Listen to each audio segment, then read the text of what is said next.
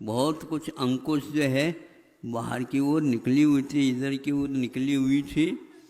तो ये सबसे अच्छा है स्थान ये कि वार में उसके घन पटकने से पूर्व में मैं अपने आप को तमाम कर दूंगा। ये कौन से परिणाम, ये कौन से परिणाम नहीं चाहते हुए तीर्थंकर प्रकृति का बंध अभी भी हो रहा है। सुन रहे हो? हाँ, हाउ ये ऐसा हो सकता है क्या? हो रहा है। छायिक सम्यक दर्शन,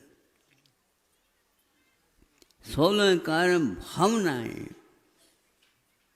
सत्ता में तीर्थंकर प्रकृति पहुंच गई है, वर्तमान में भी पहुंच रही है, आगे भी निरंतर पहुंचती रहेगी, क्योंकि छायिक सम्यक दर्शन तो छूट नहीं सकता। इसलिए तीर्थंकर प्रकृति का बंधना रुक नहीं सकता। लेकिन इस प्रकार का कार्य कर्म कहता है मैं छोड़ूंगा नहीं। समझ में आ रहा है ना? हाँ, आपके द्वारा किया हुआ भाव आप आज नहीं चाह रहे हैं, लेकिन फिर भी वह कहता है दंड तो तुम्हें मिलेगा, थोड़े से माफ कर दो, पहले साफ करो, नहीं समझे पाप को, फिर बाद में माफ, उसके बिना होगा ही नहीं। उसके पास सामने आप रो चिल्लाओ, निकाह चित्त में कोई अंतर पड़ने वाला नहीं है। ऐसा कौन सा निकाह चित्त का उदय आ रहा है? अब आगे जाकर के नरकायु का उदय होना है। नरकायु के उदय होने से पूर्व में उसके परिणाम में रौद्र ध्यान आना अनिवार्य है, संक्लेश परिणाम होना अनिवार्य है। ऐसा अनर्थ तो आत्मा को भी उसने नहीं समझा और मार डाला। मरने और मारने को जो तैयार होता उसका नाम असंयमी कहलाता है। मरना भी चाहेगा स्वयं अपने को, और दूसरे को भी मारना चाहेगा। दूसरे को तो मार नहीं सकूंगा, मैं खाली हाथ वाला हूँ, और उसके हाथ में घन है, वो इसीलिए आ रहा भागता हुआ। किसी का नहीं तो किसी खोलना होता दरवाज़ा तो किसी से द्वारा खुलवा देता, राजा है वो तो नहीं।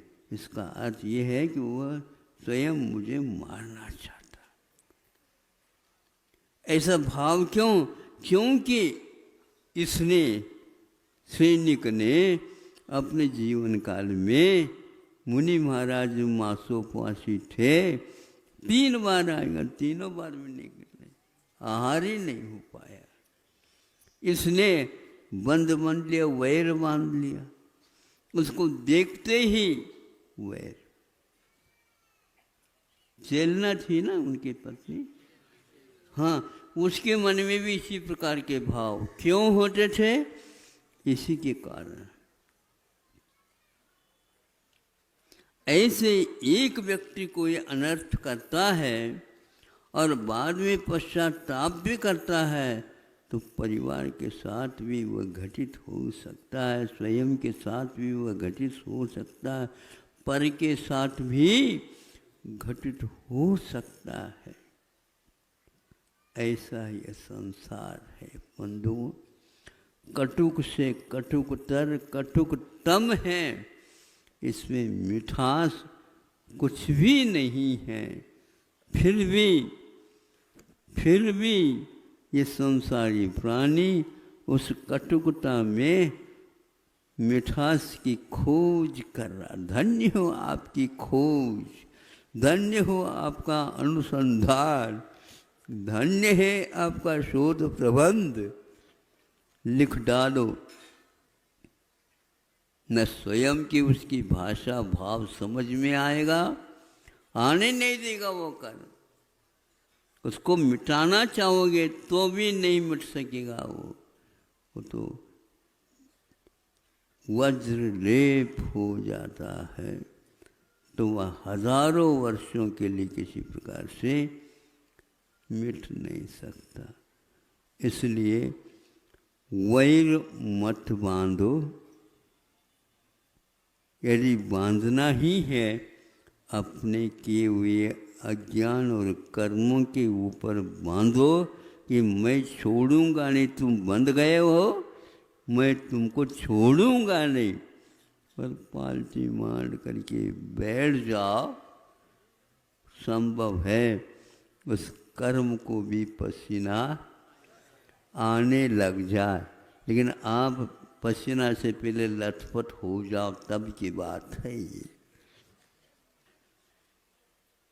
तीनों ऋतुओं में विषमता में भी वह इस प्रकार सोचता है तो संभव है। कहाँ जाना था वहीं गया। प्रथम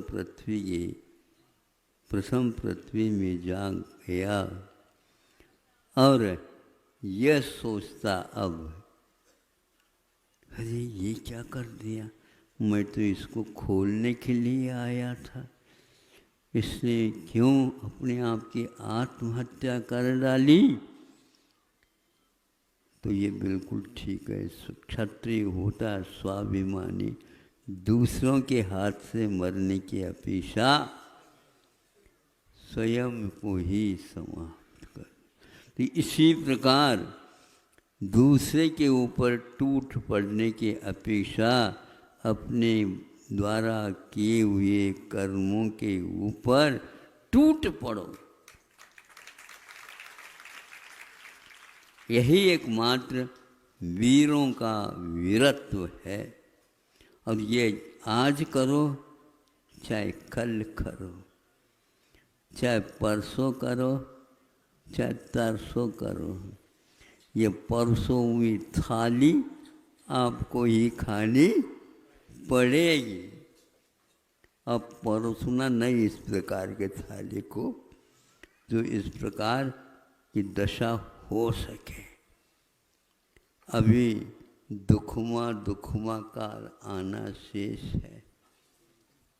बिस्तर बांध लो अच्छे ढंग से, नहीं तो पक्का है उसके चपेट में कौन आएगा क्या पता।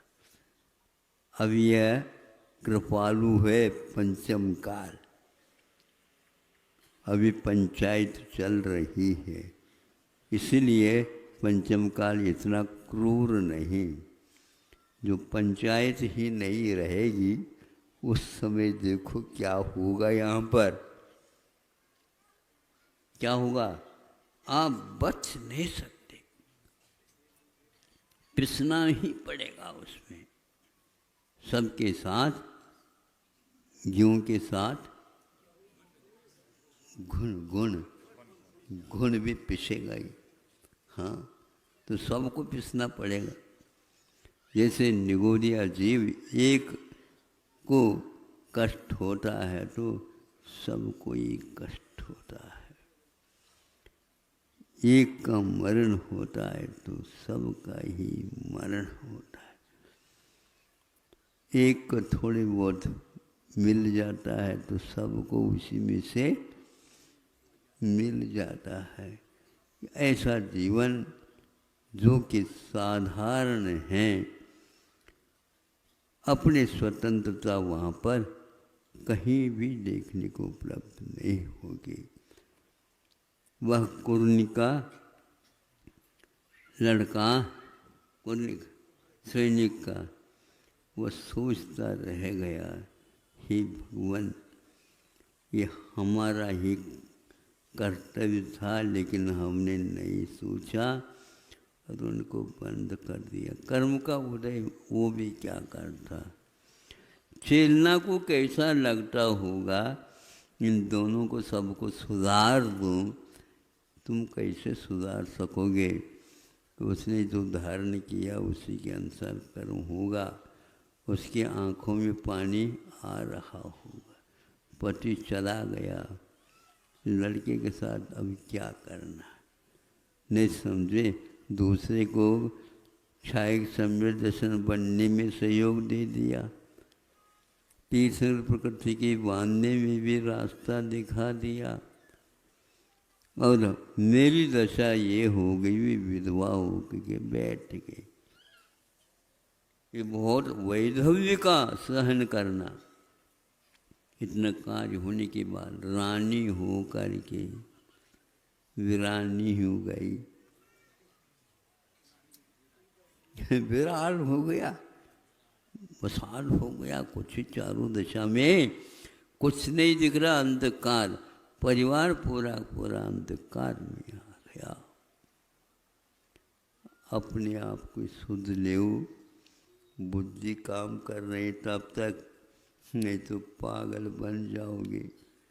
प्रतिदिन दो तीन व्यक्तियों को ले आते हैं, सभी बेहोशी में, होश हवास में विषय कषाय की है, और बेहोश दशा में भगवान के दरबार में भी ले जाओ तो क्या होगा।